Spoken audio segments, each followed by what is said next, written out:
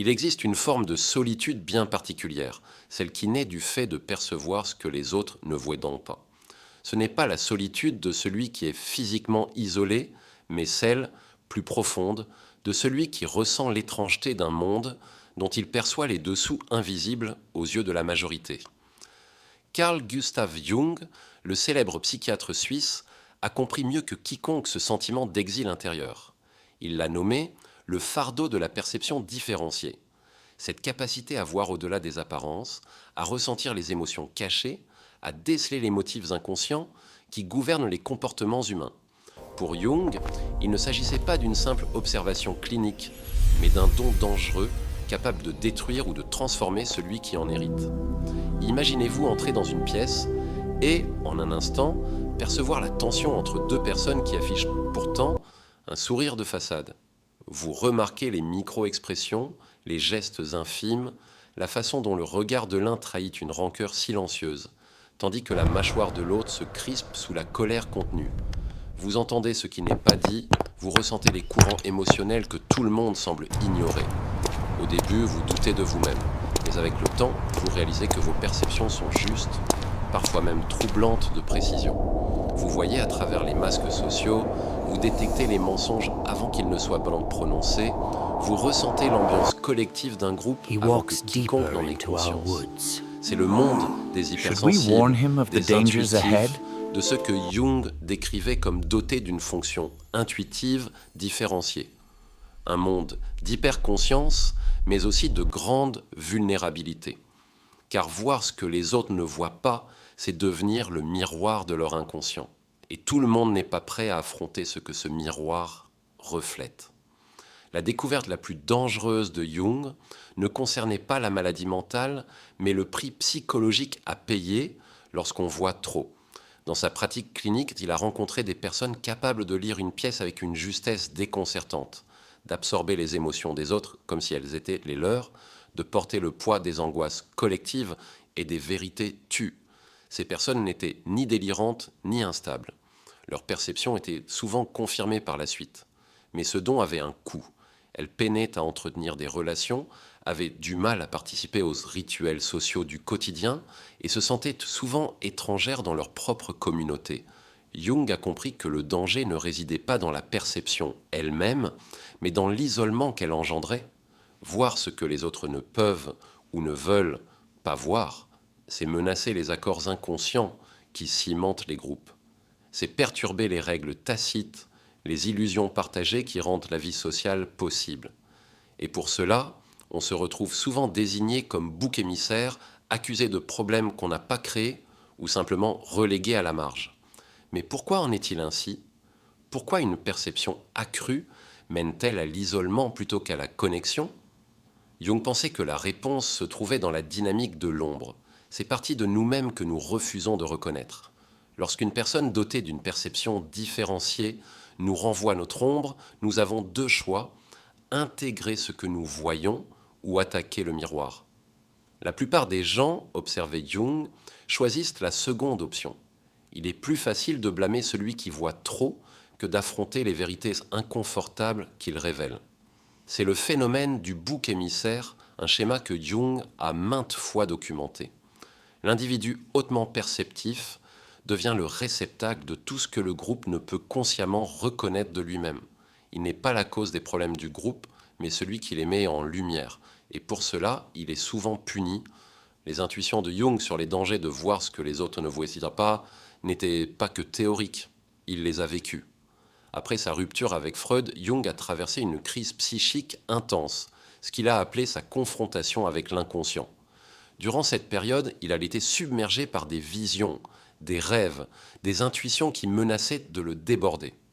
Il a longuement écrit sur la difficulté d'intégrer ces expériences, de préserver un sentiment de soi face à l'afflux de matériaux inconscients.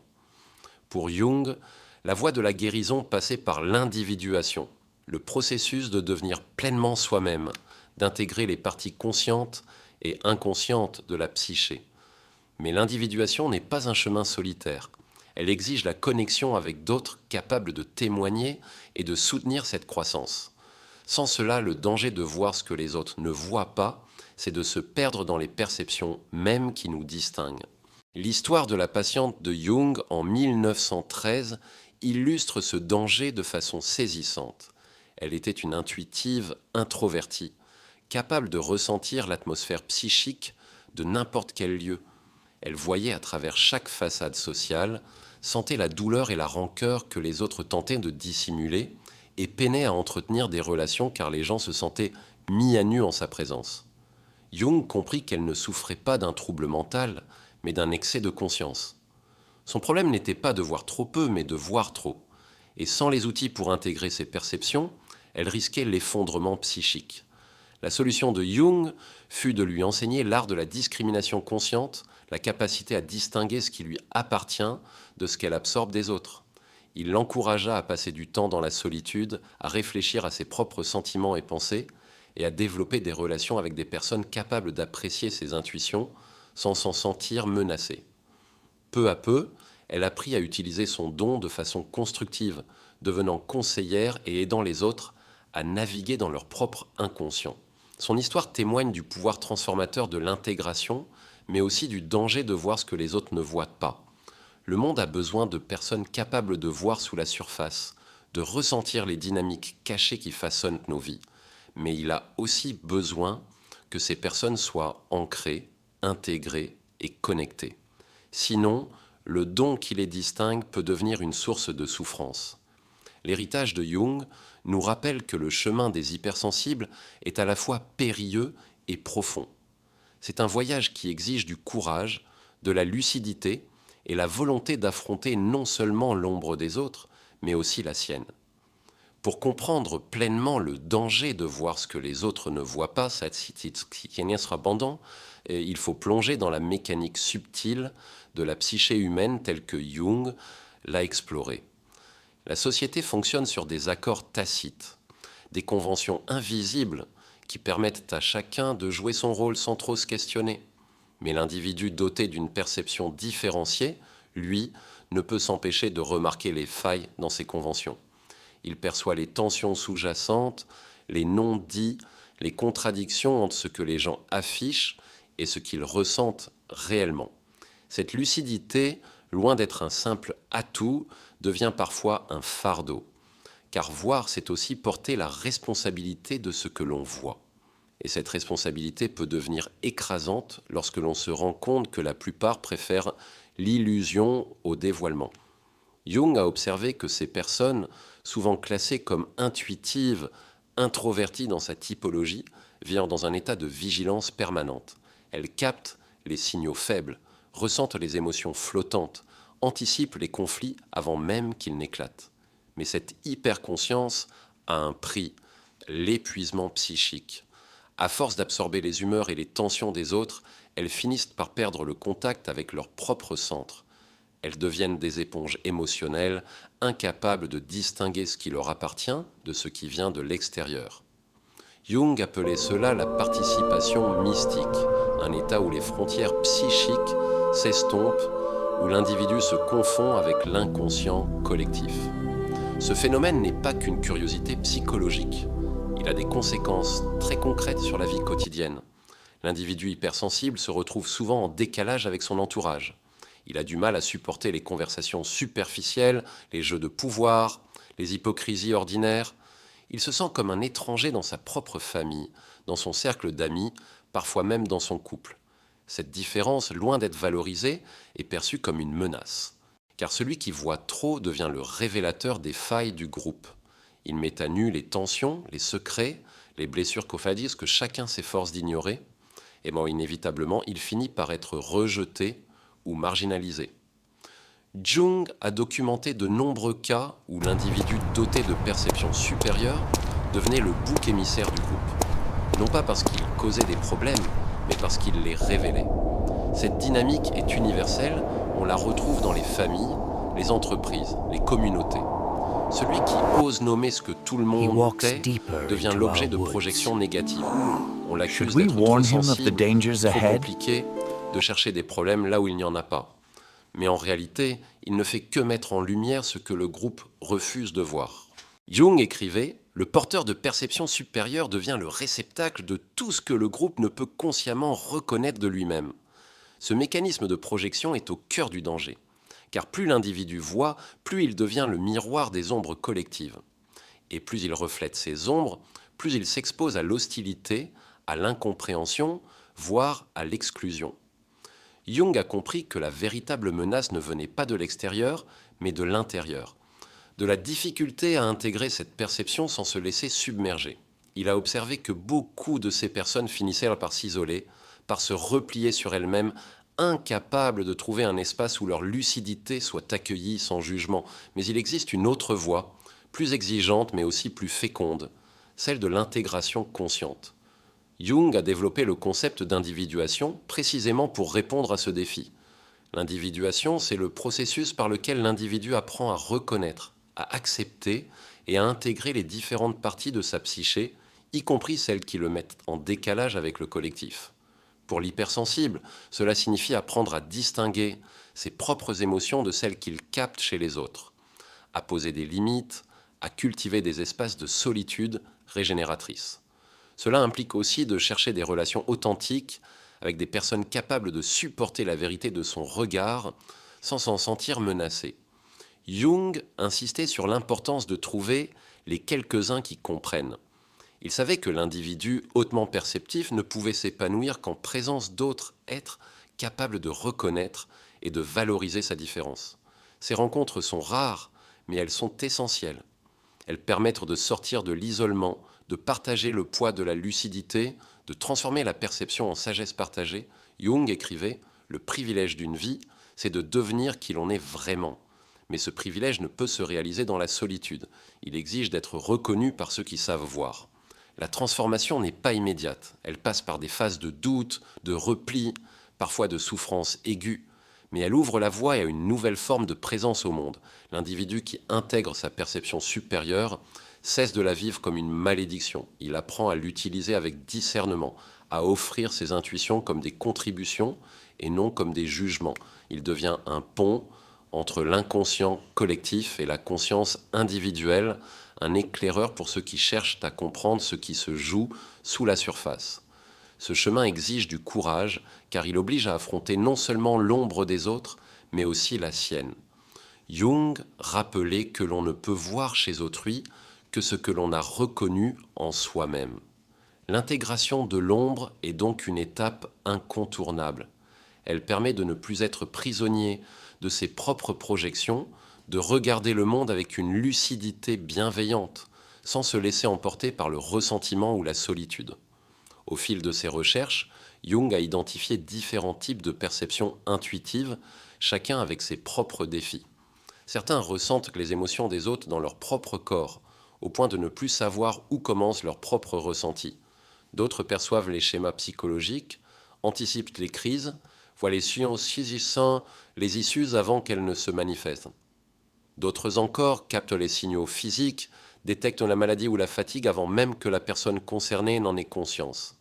Enfin, les plus rares vivant dans un état de débordement permanent, submergés par une masse d'informations inconscientes qu'ils peinent à organiser.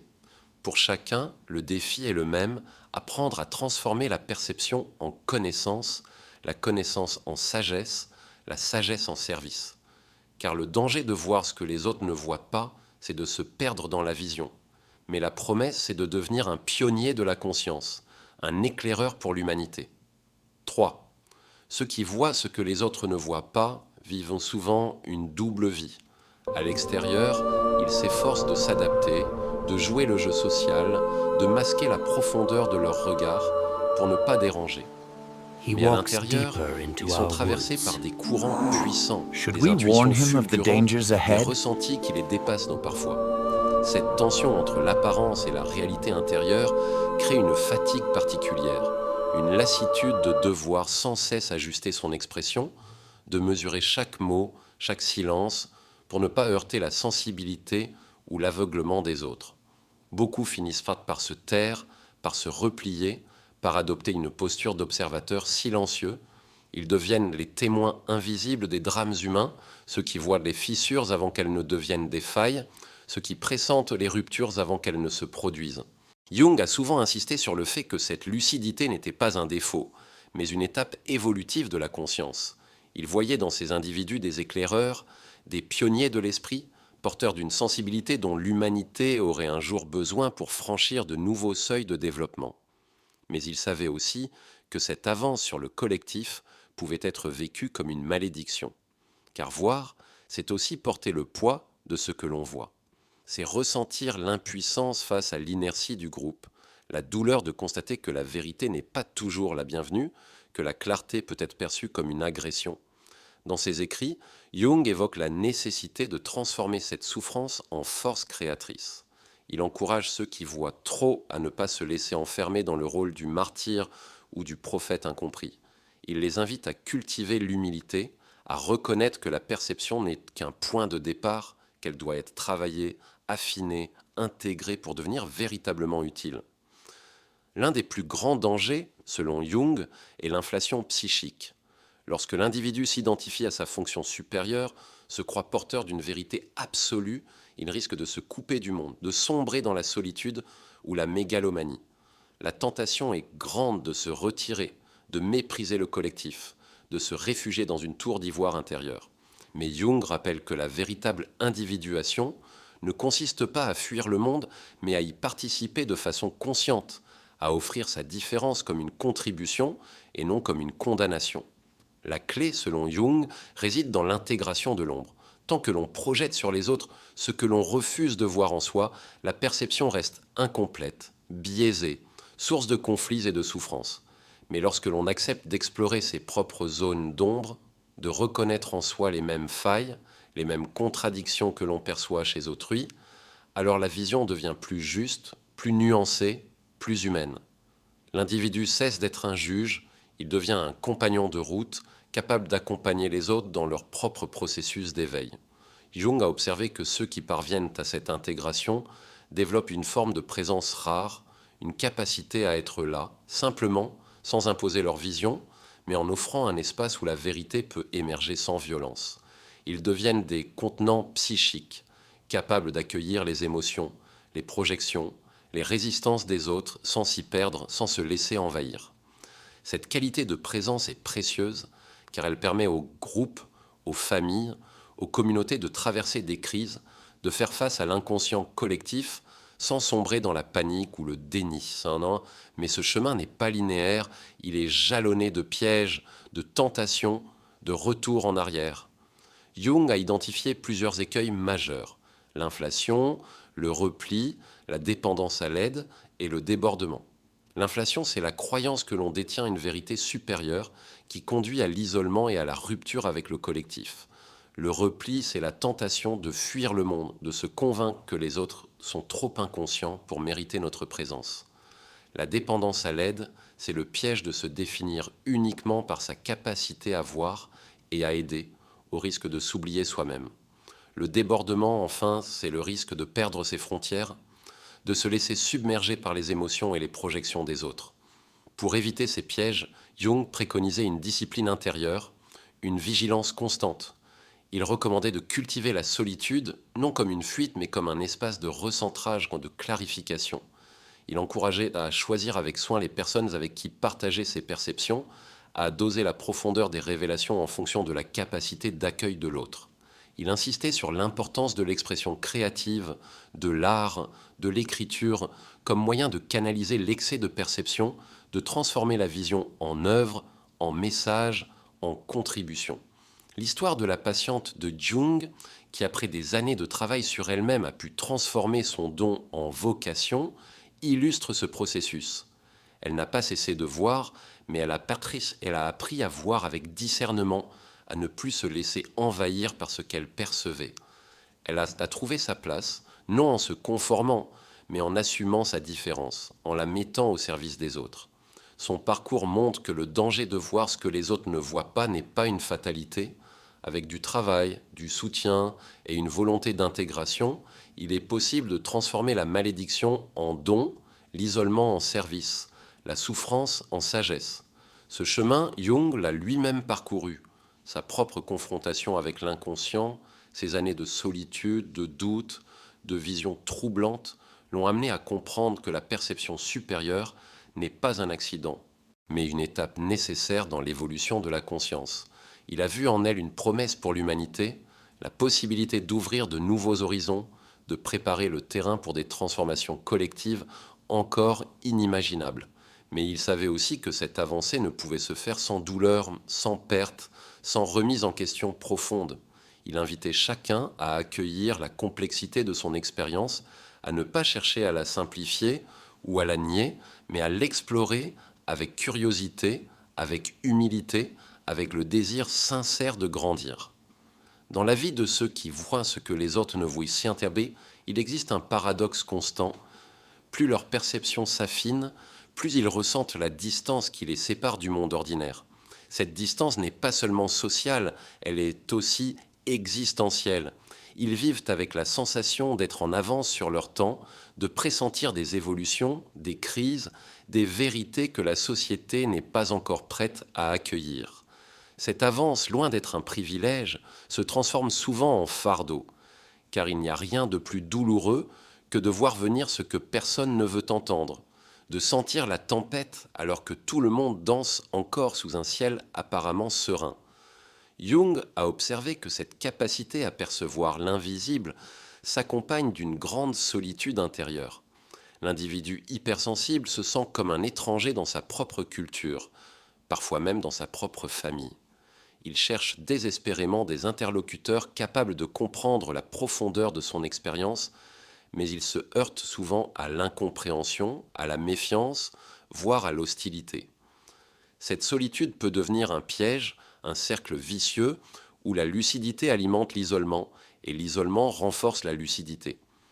Jung écrivait que la malédiction de la conscience, c'est qu'elle ne peut être partagée avec ceux qui ne la possèdent pas. Cette phrase résume le drame de ceux qui voient trop. Ils portent en eux une lumière que le monde n'est pas prêt à recevoir. Pourtant, Jung ne voyait pas cette solitude comme une fatalité. Il la considérait comme une étape nécessaire, un passage obligé sur le chemin de l'individuation. Il encourageait ses patients à ne pas fuir cette expérience, mais à l'habiter pleinement, à en faire un espace de maturation intérieure. Il savait que la véritable transformation ne pouvait advenir que dans la solitude, dans ce face-à-face avec soi-même, où l'on apprend à distinguer sa propre voix de celle du collectif. C'est dans cette retraite volontaire que l'individu développe la capacité de discerner, de trier, d'intégrer ce qu'il perçoit sans se laisser submerger. Mais Jung insistait aussi sur l'importance de ne pas s'y enfermer. La solitude n'est qu'une étape, pas une destination.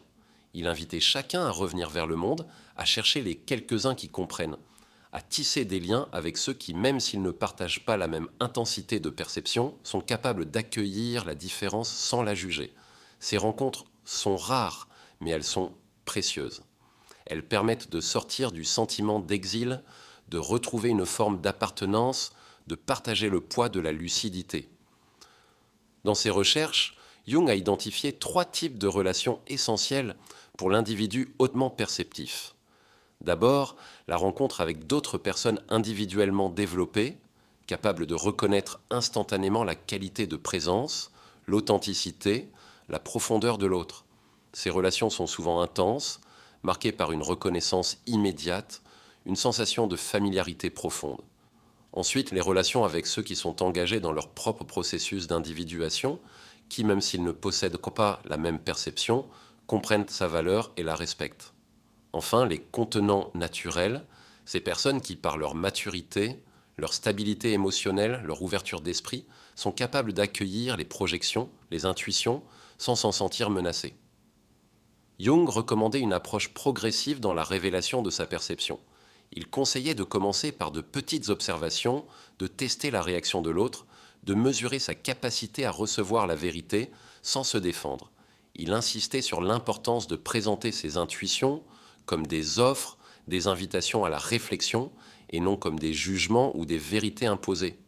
Cette prudence permet d'éviter les réactions de rejet, de créer un espace de dialogue où la perception peut être partagée sans danger.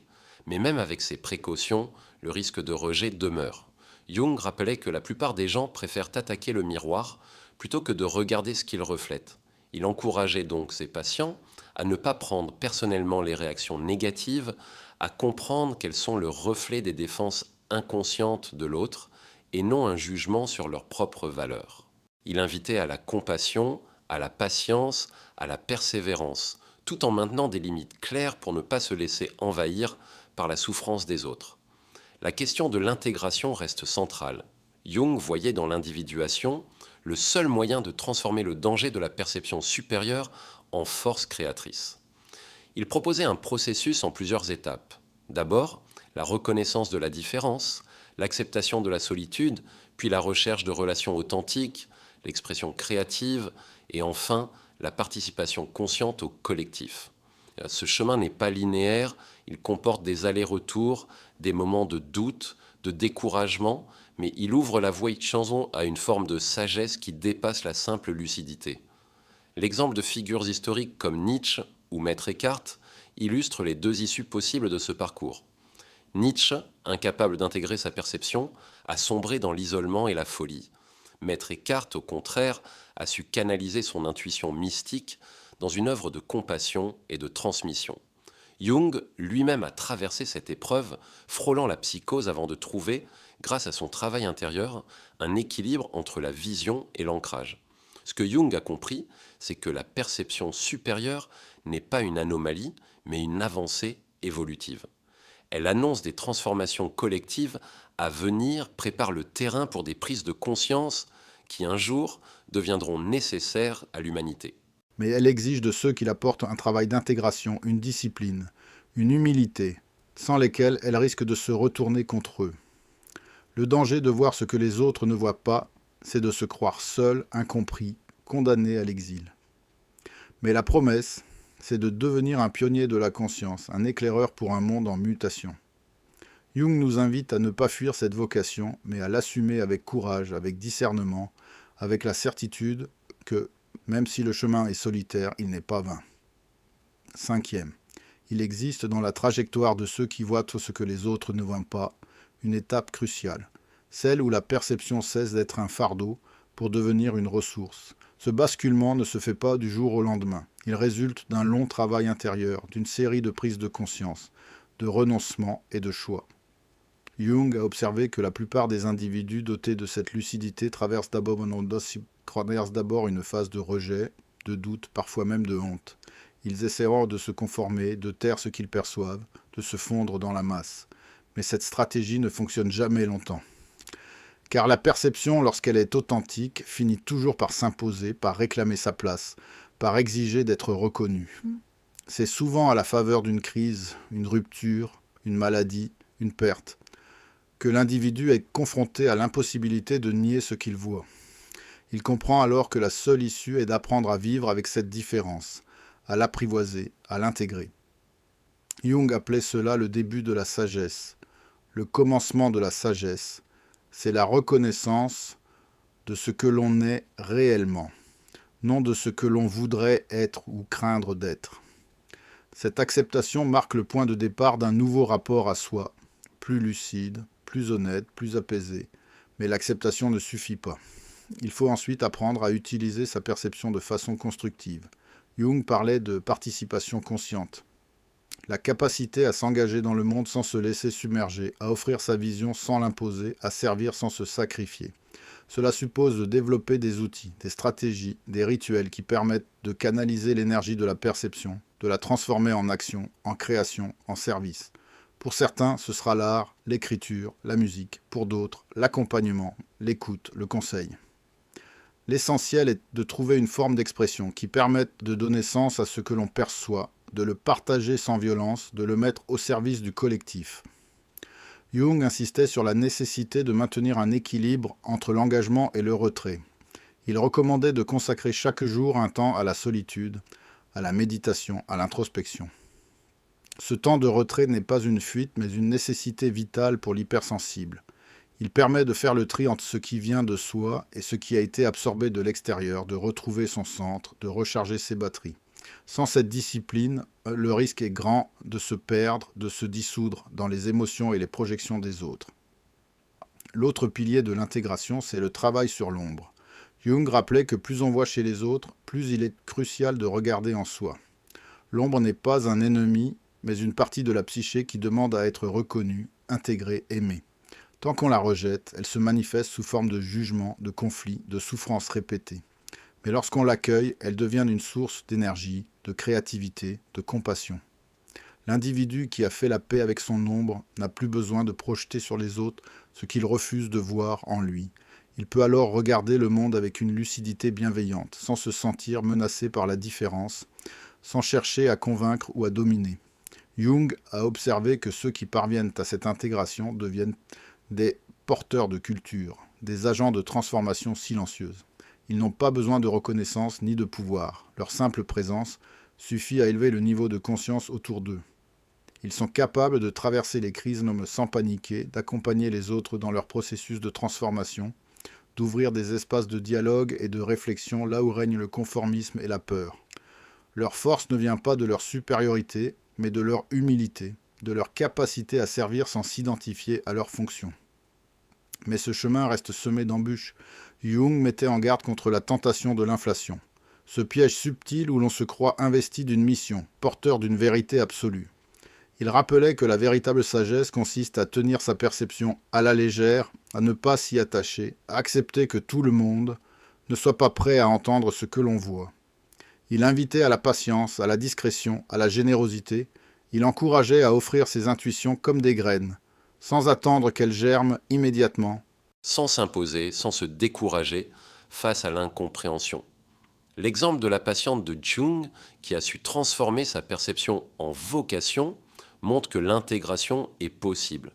Mais elle exige du temps, du soutien, de la persévérance. Elle suppose de traverser des phases de doute, de solitude, parfois de découragement. Mais elle ouvre la voie à une forme de liberté intérieure, à une capacité d'aimer et de comprendre qui dépasse la simple lucidité. Jung voyait dans ce parcours une contribution essentielle à l'évolution de l'humanité. Il pensait que les individus dotés de perceptions supérieures étaient les pionniers de la conscience, ceux qui préparent le terrain pour des transformations collectives encore invisibles. Leur rôle n'est pas de convaincre, mais d'incarner, de montrer par l'exemple qu'il est possible de vivre avec lucidité, avec compassion, avec courage. Le danger de voir ce que les autres ne voient pas, c'est de se laisser enfermer dans la solitude, la souffrance, le ressentiment. Mais la promesse, c'est de devenir un pont entre l'inconscient collectif et la conscience individuelle, un éclaireur pour un monde en mutation.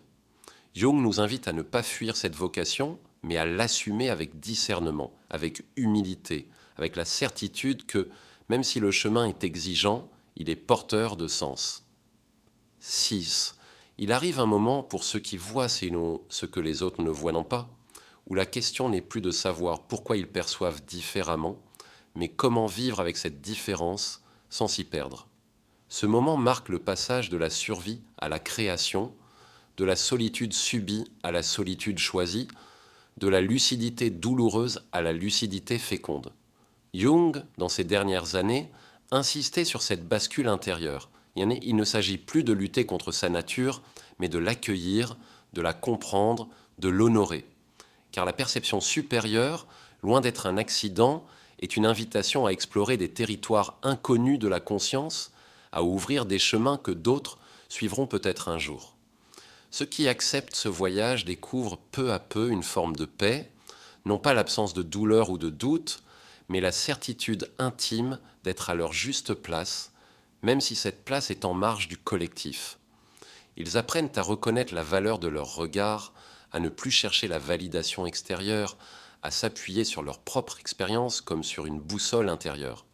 Ils comprennent que la vérité n'a pas besoin d'être criée pour exister, qu'elle peut se transmettre par la présence, par l'écoute, par la qualité du silence. Et ils deviennent des témoins, des passeurs, des gardiens d'une sagesse qui ne demande qu'à être partagée avec ceux qui sont prêts à la recevoir. Mais cette paix n'est jamais acquise une fois pour toutes. Elle se construit, se défait, se reconstruit au fil des rencontres, des épreuves, des remises en question. Il y aura toujours des moments de doute, des retours de la vieille solitude, des tentations de repli ou d'inflation. Jung rappelait que l'intégration est un processus dynamique, jamais figé, qui exige une vigilance constante, une capacité à se remettre en question, à accueillir l'imprévu, à accepter l'imperfection. Il n'y a pas de fin à ce chemin, seulement des étapes, des seuils, des passages. Ceux qui avancent sur cette voie découvrent aussi la puissance de la communauté. Même si elle est restreinte, ils trouvent, parfois après de longues années d'errance, d'autres êtres capables de les comprendre, de les accueillir sans peur, sans jugement. Ces rencontres, rares mais précieuses, deviennent des havres, des lieux de ressourcement, des espaces où la parole peut circuler librement, où la différence n'est plus une menace mais une richesse. Ensemble, ils tissent des liens invisibles, des réseaux de conscience qui, peu à peu, transforment le tissu du collectif. Jung voyait dans ces communautés de conscience le germe d'une nouvelle humanité, capable d'intégrer l'ombre sans la projeter, de traverser les crises sans sombrer dans la panique, d'ouvrir des espaces de dialogue là où règne la peur et le conformisme. Il croyait que chaque individu qui parvient à intégrer sa perception supérieure contribue, à sa manière, à l'évolution de l'ensemble. Il n'est pas nécessaire d'être nombreux pour amorcer un changement, il suffit de quelques-uns, lucides, courageux, capables de tenir la lumière dans l'obscurité. Le danger de voir ce que les autres ne voient pas ne disparaît jamais totalement. Il reste comme une ombre portée, une invitation à la prudence, à l'humilité, à la compassion. Mais il devient aussi une source de force, de créativité, de liberté. Ceux qui acceptent ce danger, qui apprennent à le traverser sans s'y perdre, deviennent des éclaireurs, des pionniers, des bâtisseurs d'avenir. Ils montrent par leur exemple qu'il est possible de vivre avec lucidité sans sombrer dans le cynisme, d'aimer sans naïveté, de servir sans se sacrifier. La véritable transformation, selon Jung, ne consiste pas à voir moins, mais à voir plus justement, à regarder le monde avec un regard à la fois perçant et bienveillant, à accepter la complexité sans chercher à la réduire. C'est cette capacité à tenir ensemble la lumière et l'ombre, la solitude et la communauté, la douleur et la joie, qui fait de l'individu hautement perceptif un acteur essentiel de l'évolution collective. Il n'est pas là pour sauver le monde, mais pour l'accompagner dans sa maturation, pour offrir, par sa présence, un espace où la conscience peut grandir. À ceux qui se reconnaissent dans ce portrait, qui se sentent parfois trop lucides, trop sensibles, trop différents, Jung adresserait sans doute ce message. Ne renoncez pas à votre regard, ne cherchez pas à l'éteindre pour plaire ou pour vous protéger. Apprenez à l'apprivoiser, à l'intégrer, à le partager avec discernement. Cherchez les vôtres, ceux qui sauront reconnaître la valeur de votre différence. Et souvenez-vous que chaque pas que vous faites vers l'intégration, chaque ombre que vous accueillez, chaque vérité que vous osez regarder en face, contribue à ouvrir la voie pour d'autres. Le monde a besoin de ceux qui voient ce que les autres ne voient pas, non pour imposer une nouvelle norme, mais pour élargir le champ du possible, pour rappeler que la réalité est toujours plus vaste, plus complexe, plus mystérieuse que ce que l'on croit. Votre lucidité est un don, mais c'est aussi une responsabilité. Elle vous invite à devenir non pas un juge, mais un témoin, non pas un sauveur, mais un compagnon de route, non pas un prophète isolé, mais un artisan humble de la conscience collective. En conclusion, le danger de voir ce que les autres ne voient pas, n'est pas une condamnation, mais une invitation. Une invitation à explorer, à comprendre, à aimer plus profondément. Une invitation à devenir, selon les mots de Jung, le porteur de l'esprit vivant, celui qui, par sa seule présence, rend possible l'émergence d'un monde plus conscient, plus ouvert, plus humain. Ce chemin n'est pas facile, il demande du courage, de la patience, de la persévérance. Mais il est porteur de sens, de beauté, de promesses. Si vous vous reconnaissez dans ce voyage, sachez que vous n'êtes pas seul. D'autres marchent à vos côtés, parfois invisibles, mais bien présents. Ensemble, vous formez la trame invisible d'une humanité en devenir, une humanité capable de regarder l'ombre sans peur, d'accueillir la différence sans rejet, de bâtir des ponts là où d'autres dressent des murs. C'est là peut-être la plus grande contribution de ceux qui voient ce que les autres ne voient pas. Ouvrir la voie, éclairer le chemin et rappeler à chaque instant que la conscience est la plus belle aventure qui soit.